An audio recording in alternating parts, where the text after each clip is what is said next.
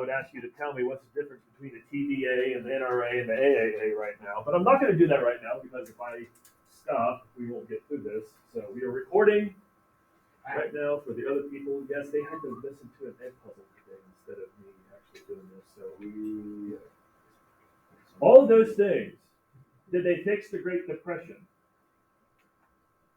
Well, first, this particular thing did not fix the Great Depression. This is something called a fireside chat. This is not a program that FDR engaged in, but it was a way of getting information out about his programs.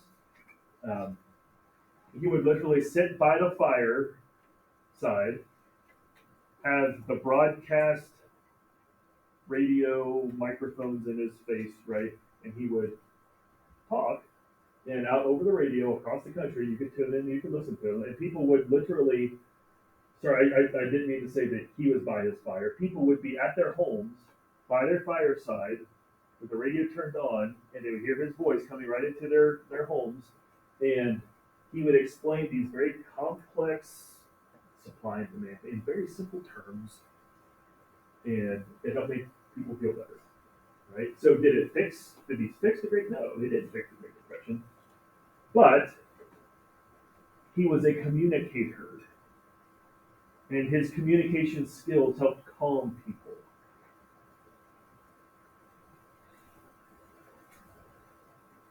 Gave them hope, and again, it was like somebody's actually trying something.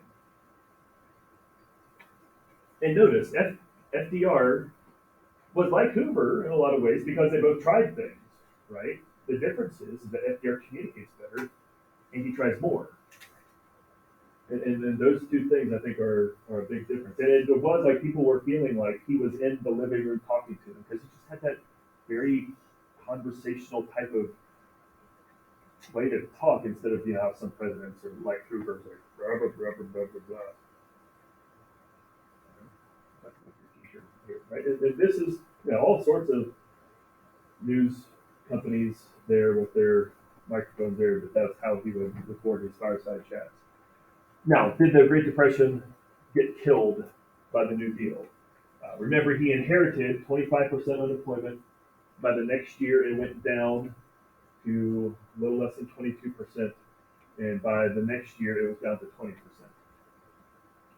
Now, let me ask you, is 20% unemployment acceptable? Is the crisis over? No, that's still one out of every 5 people, right? This is 4 times worse, 5 times worse than it is right now. And we think we have a bad economy going on right now, right? So there's still a lot of things to work on.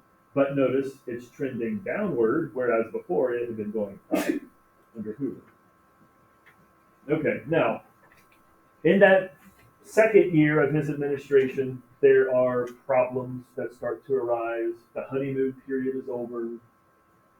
Right? There's a huge strike in San Francisco where, when I say general strike, I mean the whole city of San Francisco went on strike. They started off with the dock workers, and then it spread throughout the city. Like, people wouldn't even get haircuts because they said, we support the dock workers union. Right? And 2 days ago, you might have heard that the Communist Party was getting a little bit more popular during this time period because they thought they preached radical change.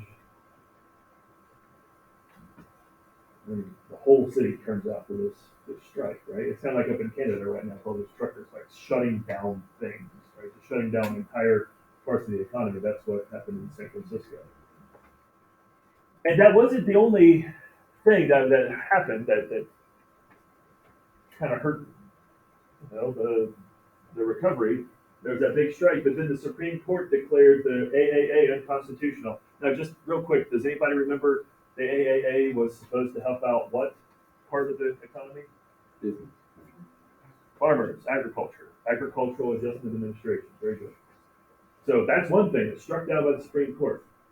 And then in the Schechter case, this is nicknamed the sick chicken case. Apparently there's chicken farming involved. FDR's favorite, the NRA, the National Recovery Administration, with the Blue Eagle, right? Struck down as unconstitutional too. two big,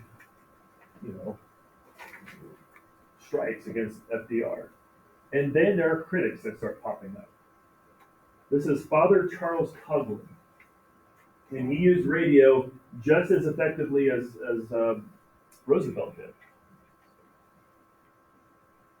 And he was a social justice champion. He was saying that the New Deal hasn't gone far enough, that we need to help the poor out much more than we are. And so, that today, that would, what's the word, appeal to a lot of progressives, right? And all throughout the 1930s, it was really popular. And I thought I heard Tucker whisper it. What was his downfall? Oh, you said, oh, no, I do know him. Yep. He made very racist, anti-Jewish remarks. That's what anti-Semitic means, if you don't know. And that kind of helped lead to his downfall. Actually, FDR had some very close advisors who were Jewish, and that,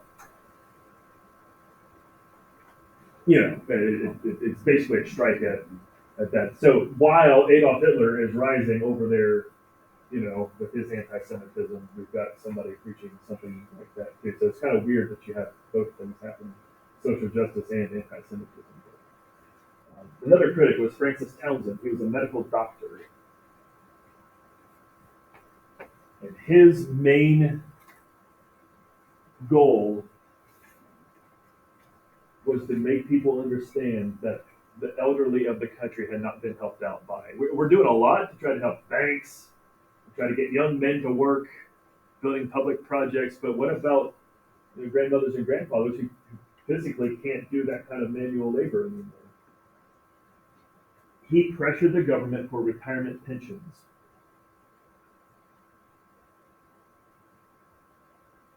Does anybody want to guess what policy comes as a result of this man?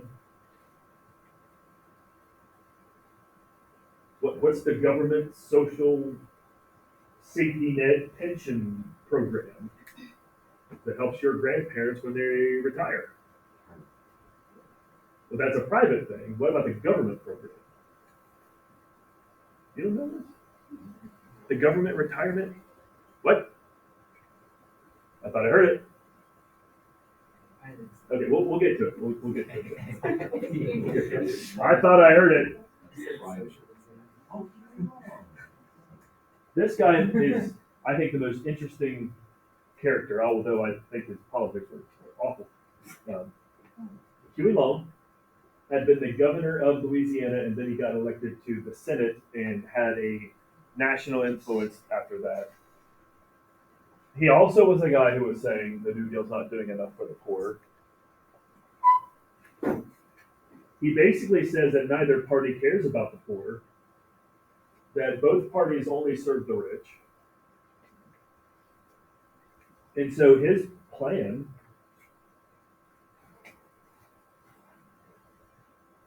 and he was going to run for president in 1936. If he gets elected, we make every man a king, every woman a queen. We're going to tax the rich big time and redistribute that money to the poor. This is a very socialist type thing. A lot of what he said sounds exactly like if you followed Bernie Sanders, right? What Bernie Sanders said. Share our wealth program. And he actually, well, do I have more about him? I want to make sure that I don't say anything. Okay, yeah. Okay, so let me get more to Huey Long here. The problem with Huey Long was that when he was in Louisiana as governor, he ran Louisiana as if it was his own dictatorship. And then when he became senator, he's off in Washington, D.C. a lot more, and he still is the guy pulling the strings in Louisiana. And, you don't run against Huey Long or something bad will happen to you, kind of thing, right? And so wants to run for president, wants to take FDR's place, and a lot of people thought that this sounds great. I mean, who wouldn't want more money at the expense of the a Rockefeller family, right? And it's true that FDR called him one of the two most dangerous men in the United States at the time, because he thought that, if he gets elected president, he'll be a dictator president. It was the only thing that kept him from running for president in 1936. He got assassinated in 1935. If he had lived, I have no idea if FDR would have been reelected. I really don't. It would have been much more difficult for FDR. I will say that. So we have the Supreme Court, we have these big strikes, we have all these critics coming against FDR, and do I have a? Oh yeah, you should hear this. Why not? Huey Long on the difference between Republicans and Democrats.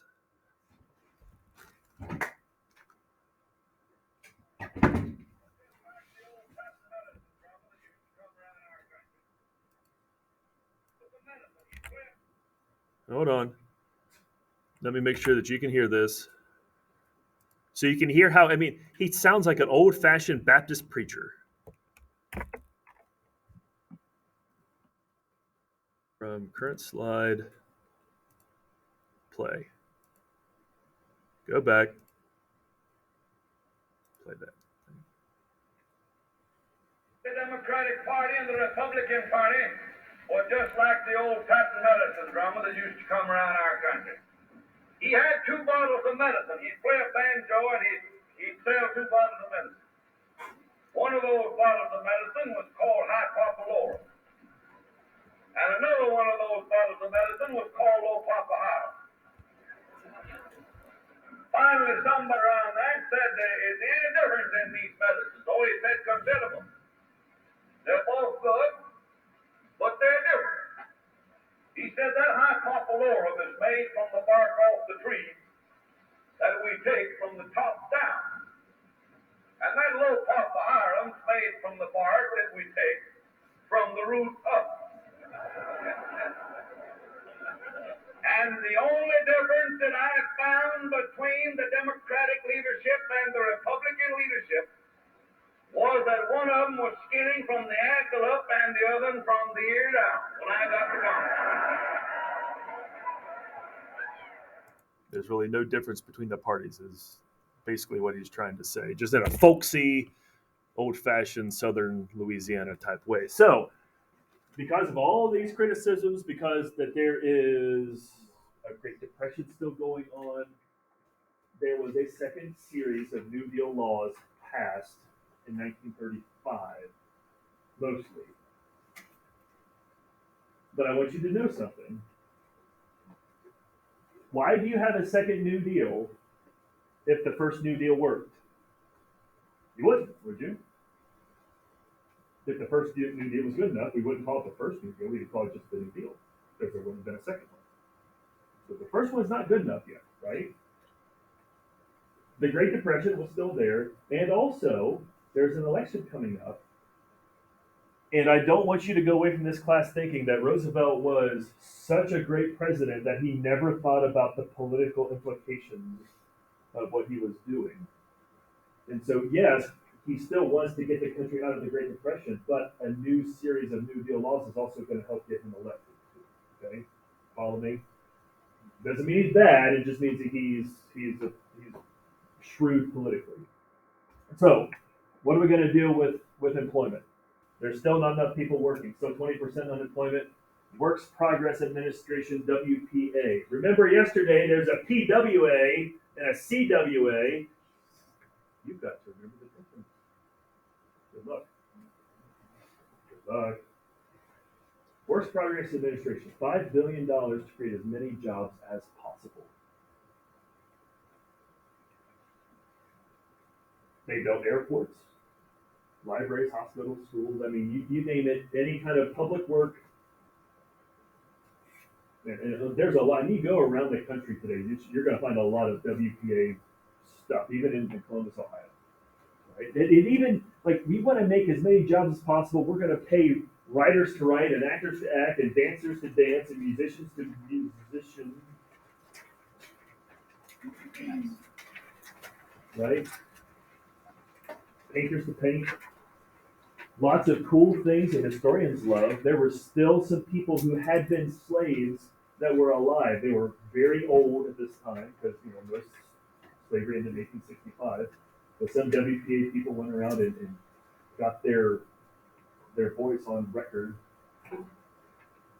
This was criticized for more boondogling. Again, like, is it the government's job to pay the local tap dance teacher to teach tap dancing lessons? Some people were grumpy about that, but not too many, right? This was a pretty popular program, and you can see.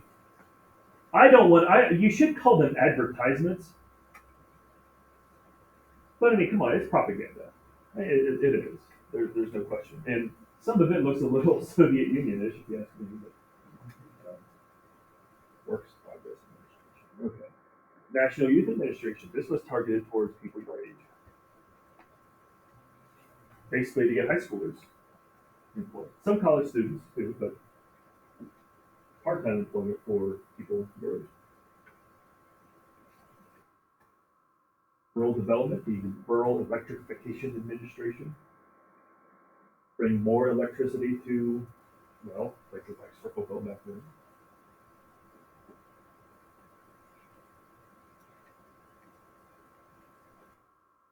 There was the Labor New Deal, the Magna Carta for Labor, called the Wagner Act, or the National Labor Relations Act, created the National Labor Relations Board, the NLRB. There's more alphabet soup for you. And the NLRB is the federal government saying, if you're a union worker and your bosses treat you bad, you come to us. And we will make sure that if your complaint is legit, that we will take action. You can't fire somebody, the bosses, just because they join a union. You can't threaten somebody just because they join a union. If they're a bad worker, that's one thing, but if they just want to join a union, it's not like you can just fire them.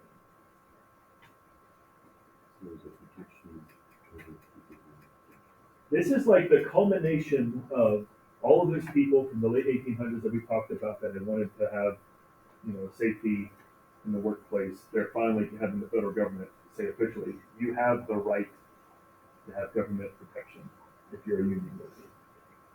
Yeah, you're not forced to, but you can if you want.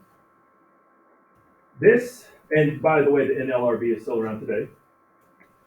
So you can, just so you know, if you ever join somebody like, I don't know, if you work for Disney or Apple or whatever, you can go to them. Now, this one still applies to you all today too. It was written in 1938. Since the NRA was struck down, this replaced the maximum hours part of the law. It also had the first minimum wage that stuck. And we've had a minimum wage ever since. I do not believe that FDR meant the minimum wage to be a living wage back then, but still there's a floor that you can't go underneath. It banned child labor for everyone under age 18, unless you get a work permit. And how many of you have gotten a work permit lately to be able to work because of this law is still on the books? So I don't know if you like that or not, but there you go.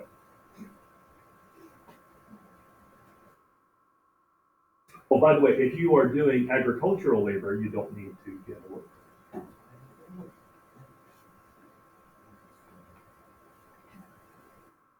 This is the one, if there's no other program that you need to know, this is on the end of course exam right here. It says Social Security Act is the very first one that they want you to know about with the New Deal. And what is Social Security? It's retirement pensions.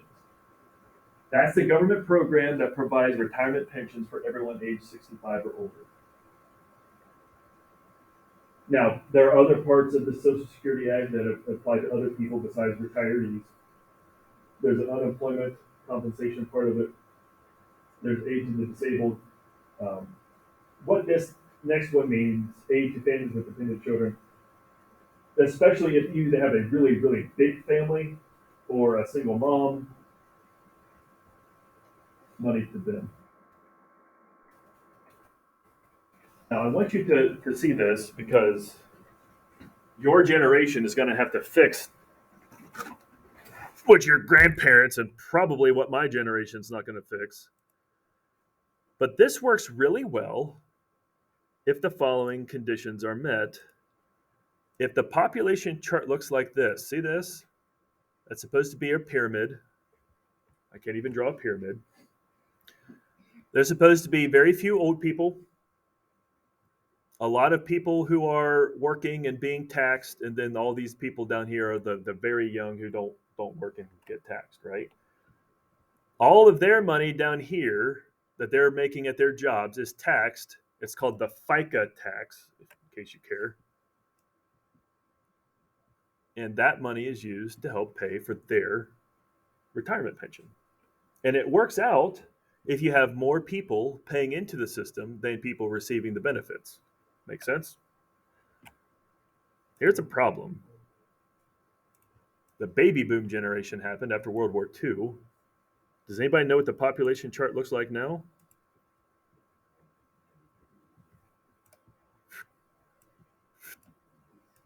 Kind of like this.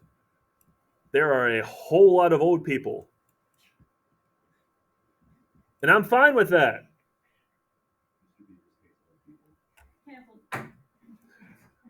But there aren't as many taxpayers paying for their retirement pension. And so what you all are going to have to figure out is how do you pay for retirement pensions when there are more people getting retirement than there are people who are, paying into it.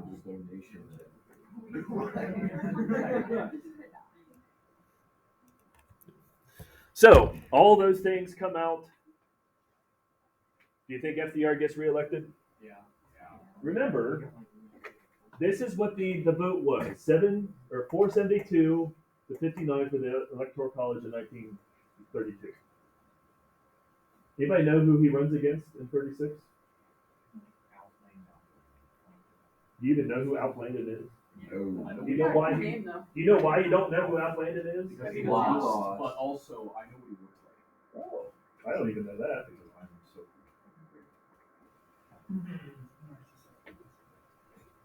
Republicans are basically saying, we'll do everything that FDR is doing, but we'll have states do it instead of the federal government do it. And FDR looks at the people in his campaign and he says instead, hey, are you better off than you were 4 years ago? Then yes, then why would you want a Republican in office again? And this is the result.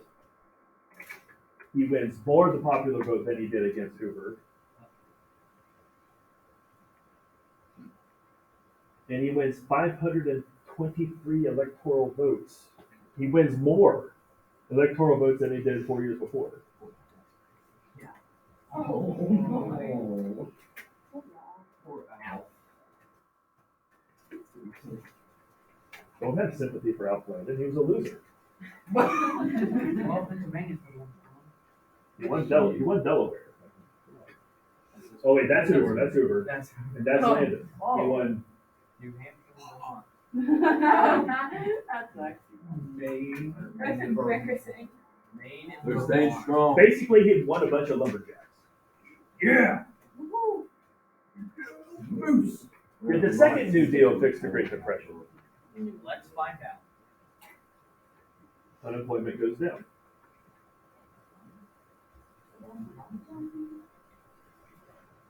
Unemployment goes down. Unemployment goes back up. Uh-oh. The arms in hot water. Almost back to 1935. See? FDR, then this right here. And then, of course, this is basically because of World War II. There's a lot of jobs available for the war industry. This is what we call the Roosevelt recession. This is the depression within the depression.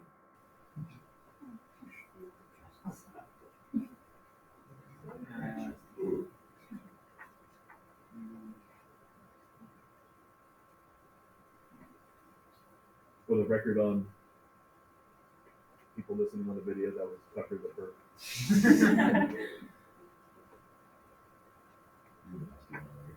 Oh. Oh, Thanks. no. Let's say that's deeper. I love Spitfire. It was. It was. He's a good touch. That's a very good performance. I love the slap and made Landon's leg hurt. That was pretty funny. That was good. That was good. It's all in the trial. That was good. It is. I do something different every single time. And then you Come to the show this weekend. Whoa. She kept putting me put it in the corner. That's good advertising. One of the causes, and this is, I don't want to emphasize this too much because it was probably with these two more than anything else, but there were new taxes coming out for this new Social Security program. That means people have less money to spend, and therefore they're not spending as much, obviously. So that could have been one cause, but definitely the Federal Reserve said we want to make sure that we don't get inflation up again, and so there you go. Now, before we get to how the New Deal affected racial minorities, what I'd like to do is talk about how FDR interacted with the Supreme Court. Remember the Supreme Court who declared unconstitutional two of his big important programs. FDR said, well, if they're not going to play ball, then what we're going to do is take the 9 justices we have on the court, we're going to add 6. 6 people that I like, 6 people that will keep declaring my laws unconstitutional. So the new number would be 15. The why of this was, again, they had been critical of his New Deal program, saying he had taken too much power. Now this has come up. This is something that Democrats have been saying lately in our current political climate because there's been 3 Trump appointees put on the Supreme Court. It's the most conservative Supreme Court we've had since probably the New Deal. And there's some Democrats saying, well, we should do this. We should do what FDR wanted to do. The problem is that this did not work out for FDR. He was so popular and people were like, so happy with, you could see the election numbers there. This is the one thing that he did that people said, you can't mess with the Supreme Court like that. The judicial branch is supposed to be independent and not. It was totally lawful for him to do. He could have had Congress write the law. It's in the Constitution. They can take out or add numbers to the Supreme Court, but the people just said no. And you combine this with his Roosevelt recession, and there was just a time period there where he just wasn't. He had taken a little bit of a popularity dip. Not too bad. Not too bad.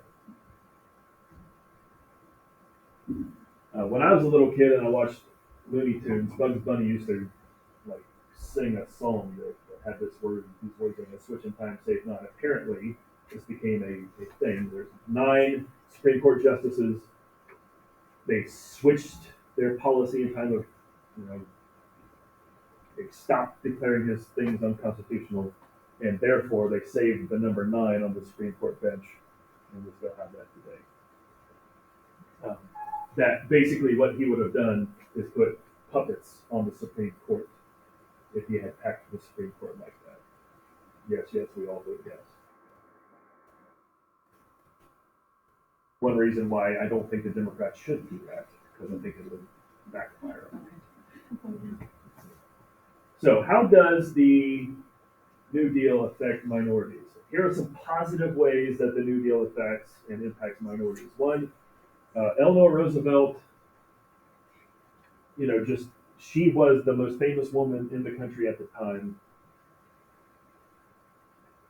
And of course she shines a light on all sorts of kind of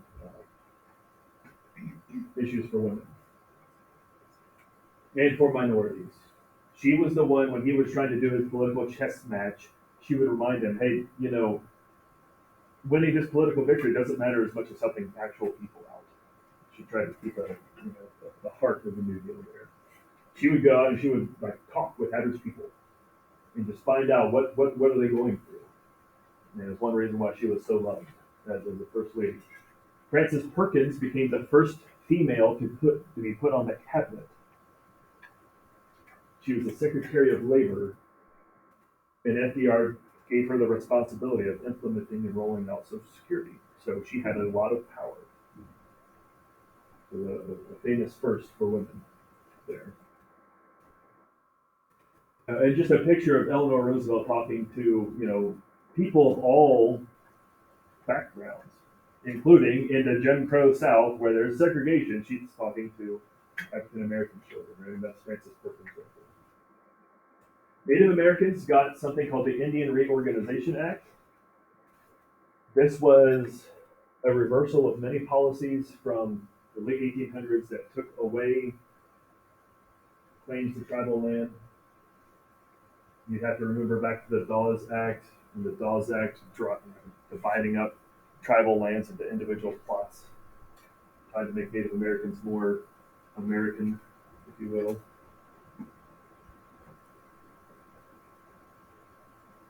And this reversed that. Hispanic Americans supported the New Deal mainly and were hired for some New Deal programs like the CCC and WPA, which is a lot different than what had happened under Herbert Hoover. Herbert Hoover had said, we let you guys in the 20s when we had jobs, but now that we don't, we're going to send you back to Mexico. Here we have FDR saying, we're going to let you guys work. For unions, you get the right to organize and bargain.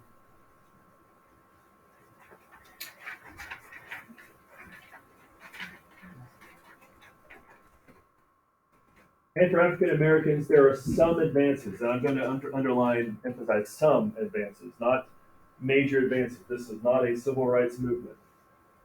FDR had what he called, or what was called, the Black Cabinet, which basically were the people that he would talk to on a regular basis about race relations. They were not formal in any way, shape, or form, like a formal group of advisors who had actual political power. The highest African American person in his administration was Mary McLeod Bethune, and she was the leader of the Office of Minority Affairs for the NYA, which is one of the smaller New Deal programs. So it wasn't like he put African Americans in high places, but there's a start at least.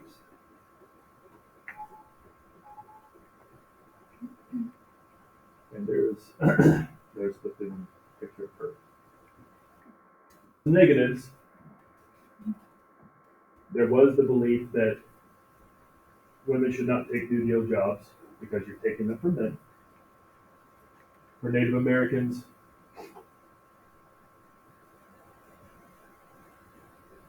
there's this divide. Should Native Americans assimilate and be more like broader American culture or not? And this, some of them said that had assimilated, that the Indian Reorganization Act would keep them, the rest from improving their lot. For Hispanic Americans, migrant workers were almost always kept out of New Deal jobs.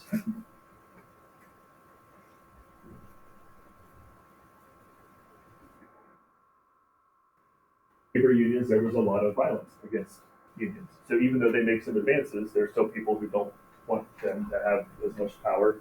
If you want to look up Memorial Day Massacre in Chicago, you can. African Americans, FDR refused to support a bill that would outlaw lynching on the federal level.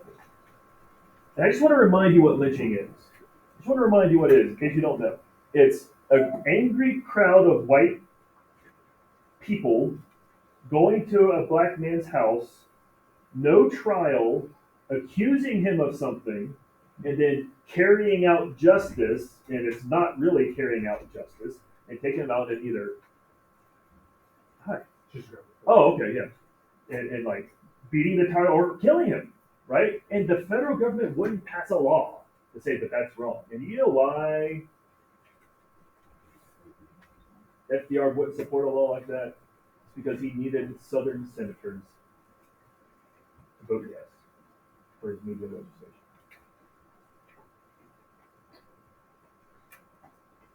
And a lot of times,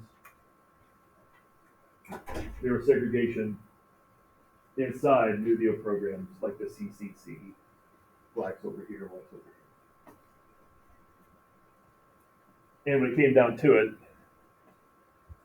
whites would usually get the job before a black person would. So it's, you know, it's not perfect still.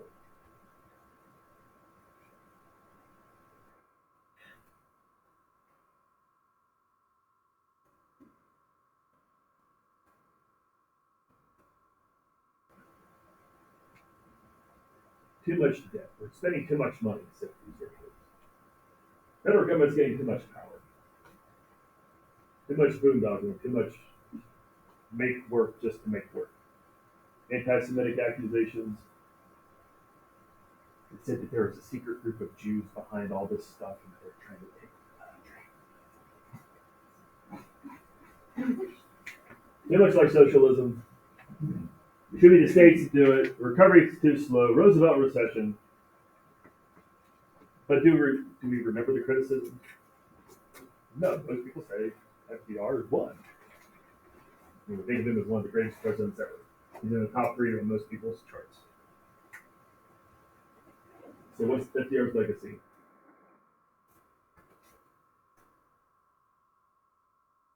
Considered one of the greatest presidents of our history. Set a lot of precedents.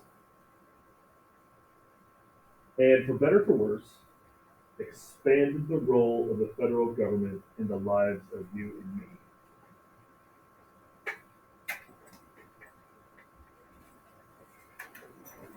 Now, I need you to pass those back and over so Johnny gets them all,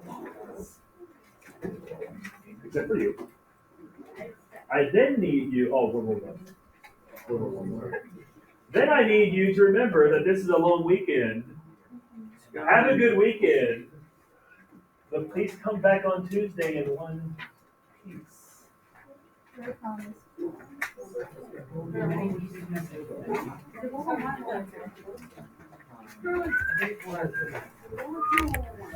War II.